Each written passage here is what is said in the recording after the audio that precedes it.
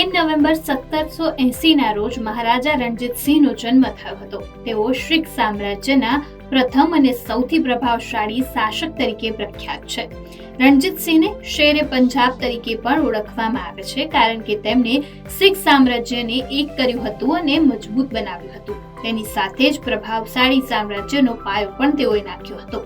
રણજીતસિંહને શાસક એક એવી દિશાની રચના કરી હતી જેમાં ધાર્મિક સહિષ્ણુતા, લશ્કરી શક્તિ અને વહીવટી સુધારાને મહત્વનું સ્થાન મળ્યું હતું. તેમણે શીખોની મિસલ પ્રણાલીને નાબૂદ કરી હતી, શીખોને એક કેન્દ્રિત કર્યા હતા અને એક કર્યા હતા, અને તેને વિવિધ સમુદાયો વચ્ચે સંવાદિતા સ્થાપિત કરી હતી. તેમણે સેનામાં અલગ અલગ ધર્મના લોકો શામેલ કર્યા હતા. તેમણે કોઈ પણ ધર્મ કે જાતિ સાથે ભેદભાવ રાખ્યો ન હતો. તેમણે પંજાબમાં મજબૂત વહીવટ અને સ્થિરતા જાળવી રાખી. બ્રિટિશ સામ્રાજ્ય સામે સંઘર્ષના કિસ્સામાં પંજાબને મજબૂત બનાવ્યું હતું. રણજીતસિંહ હેઠળ પંજાબ ઘણા મહત્વપૂર્ણ કિલ્લાનું પુનઃનિર્માણ કરવામાં આવ્યું હતું. તેમને સુવર્ણ મંદિરનો વારસો પણ વધુ સારી રીતે સાચવવામાં ઘણી મહત્વની ભૂમિકા ભજવી. રણજીતસિંહની દૂરદર્શિતા અને નેતૃત્વ આજે પણ ભારતીય ઇતિહાસમાં મહત્વનું સ્થાન ધરાવે છે. હિન્દી સાહિત્યના અગ્રણી કવિ ગજાનન માધવ મુક્તિબોધનો જન્મ 13 નવેમ્બર 1917 રોજ થયો હતો. તેમને આધુનિક હિન્દી કવિતાના મહત્વપૂર્ણ હસ્તાક્ષર માનવામાં આવે છે. તેમનો જન્મ મધ્યપ્રદેશના શાહપુરામાં થયો હતો. મુક્તિબોધની કવિતાઓ તેમની ઊંડી બૌદ્ધિકતા અને પ્રતિબિંબિત કરતી નથી, પરંતુ સમાજ અને રાજકારણ પ્રત્યે તેમના દ્રષ્ટિકોણને પ્રકાશિત કરે છે. તેમની કવિતામાં વાસ્તવિકતા, સમાજની વિડંબનાઓ અને અસ્થિરતાના ઊંડા પ્રશ્નોની રચના કરવામાં આવી હતી. મુક્તિબોધના ચિત્રલેખા અને ભાઈ કા પ્રકાશ જેવા કાવ્ય સંગ્રહો તેમને હિન્દી સાહિત્યમાં વિશેષ સ્થાન અપાવ્યું હતું. આશીર્વાદ અને વાસ્તવવાદ વચ્ચેનો સંઘર્ષ, રાજકીય અને સામાજિક અન્યાયની તેમની ટીકાઓ અને માનવવાદના માટે તેમની ચિંતાઓ તેમની કવિતામાં મુખ્ય રીતે જોવા મળે છે. મુક્તિબોધના લખાણોએ જીવન અને અસ્તિત્વના ઊંડા પ્રશ્નો ઊભા કર્યા હતા. તેમની કવિતાઓ માત્ર સાહિત્યિક દ્રષ્ટિકોણથી જ નહીં, પરંતુ સામાજિક દ્રષ્ટિકોણથી પણ અત્યંત મહત્વની ગણાય છે. હિન્દી સાહિત્યમાં તેમને ક્રાંતિકારી કવિ તરીકે યાદ કરવામાં આવે છે. 13 નવેમ્બર 1971 રોજ નાસાનું મરીન 9 અવકાશમાં મંગળની ભ્રમણ કક્ષામાં પહોંચ્યું હતું. આ અવકાશયાન મંગળનો અભ્યાસ કરનાર પ્રથમ અવકાશયાન હતું, જે મંગળની સપાટીના ચિત્રો મોકલીને ગ્રહના વાતાવરણ વિશે માહિતી આપતું હતું. મરીન 9 ને નાસા દ્વારા 30 મે 1971 રોજ ફ્લોરિડાથી લોન્ચ કરવામાં આવ્યું હતું. મરીન 9 ની યાત્રા વૈજ્ઞાનિકોને મંગળ વિશે નવી અને મહત્વપૂર્ણ માહિતી પૂરી પાડી હતી, જે અગાઉ ક્યારેય મળી ન હતી. મરીન 9 એ મંગળ વિશે કેટલીક આશ્ચર્યજનક શોધ કરી હતી, જેમાં વિશાળ આબોહવા પરિવર્તન, ખીણ અને જ્વાળામુખી જેવી રચનાઓનો સમાવેશ કરવામાં આવ્યો છે. મિશન એ પણ સ્થાપિત કરી બતાવ્યું કે મંગળ ઉપર એક સમયે પાણી હતું, જ્યાં જીવનના સંકેતોની શક્યતા વિશે પણ ચર્ચા થઈ. મરીન 9 મિશન નાસા માટે એક મોટી સફળતા સાબિત થયું હતું. મંગળની સપાટીની છબીઓની પ્રથમ વ્યાપક શ્રેણી પ્રદાન કરી હતી. આ મિશન અવકાશ સંશોધનના ઇતિહાસમાં એક સિંહચિહ્નરૂપ સાબિત થયું છે અને મંગળ પર અન્ય ભવિષ્યના મિશનોનો પાયો પણ તેમને નાખ્યો છે.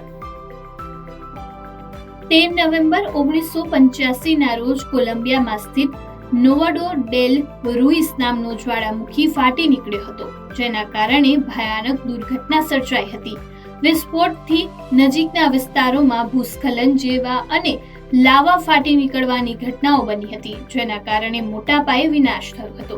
આ જ્વાળામુખી ફાટવાથી ઉત્પન્ન થતા ગરમ ગેસ અને રાખને કારણે મોટી સંખ્યામાં લોકો પ્રભાવિત થયા હતા અને હજારો લોકોએ જીવ ગુમાવ્યા હતા. આ જ્વાળામુખીના વિસ્ફોટને કારણે લાવાથી બનેલા ભૂસ્ખલન અને ધોધને કારણે કોલંબિયાના અમીરો શહેરનો નાશ થયો હતો, જ્યાં હજારો લોકો રહેતા હતા. આ દુર્ઘટનામાં અંદાજિત 23,000 લોકોના મૃત્યુ થયા હતા. આ ઘટના જ્વાળામુખીની પ્રકૃતિને લાગતી ચેતવણી પ્રણાલીના મહત્વને પ્રકાશિત કરે છે, જટિલ મંજૂરી અને આપત્તિ વ્યવસ્થાપનની જરૂરિયાતોને પ્રકાશિત કરે છે. આ દુર્ઘટના બાદ ભવિષ્યમાં આવી દુર્ઘટનાઓ ઘટાડવા માટે કોલંબિયા અને સમગ્ર વિશ્વમાં જ્વાળામુખીની પ્રવૃત્તિ માટે વધુ સારી દેખરેખ અને ચેતવણીની પ્રણાલી વિકસાવવામાં આવી હતી. 13 નવેમ્બર 2015ના રોજ સાંજે ફ્રાન્સની રાજધાની પેરિસમાં ઇસ્લામિક સ્ટેટના આતંકવાદીઓએ થોડી જ મિનિટમાં એક પછી એક 6 સ્થળ ઉપર ભીષણ હુમલા કર્યા હતા. આ હુમલામાં આતંકવાદીઓને બંદૂકો અને બોમ્બનો ઉપયોગ કર્યો હતો, જેનાથી આખા શહેરમાં ભય અને ગભરાટનો માહોલ ફેલાયો હતો. સૌથી ગંભીર હુમલો એક કોન્સર્ટ હોલમાં થયો હતો, જ્યાં હુમલાખોરોએ લોકોને બંધક બનાવ્યા હતા અને કોન્સર્ટ દરમિયાન અંધાધૂંધ ગોળીબાર કર્યો હતો. અન્ય મોટા હુમલામાં પેરિસના કેફે, બાર અને સ્ટેડ ડી ફ્રાન્સ સ્ટેડિયમની નજીક બોમ્બ વિસ્ફોટનો સમાવેશ થાય છે, જ્યાં તત્કાલીન રાષ્ટ્રપતિ ફ્રાન્સકોઇસ હોલદાન હાજર હતા. આ હુમલામાં લગભગ 130 લોકો માર્યા ગયા હતા અને સેંકડો લોકો ઘાયલ થયા હતા. તેને ફ્રાન્સના ઇતિહાસમાં સૌથી ખરાબ આતંકી હુમલામાંનો એક ગણવામાં આવે છે. આ ઘટના બાદ પેરિસ અને ફ્રાન્સમાં સુરક્ષા વ્યવસ્થા સઘન બનાવવામાં આવી હતી અને વૈશ્વિક સ્તરે આતંકવાદ સામેની લડાઈ તેજ કરવામાં આવી હતી. પેરિસ હુમલાએ વિશ્વને આતંકવાદના ખતરા પ્રત્યે વધુ સજાગ બનાવ્યું અને એકતા માટે હાકલ કરી હતી. 13 નવેમ્બરે વિશ્વ દયા દિવસ તરીકે ઉજવવામાં આવે છે.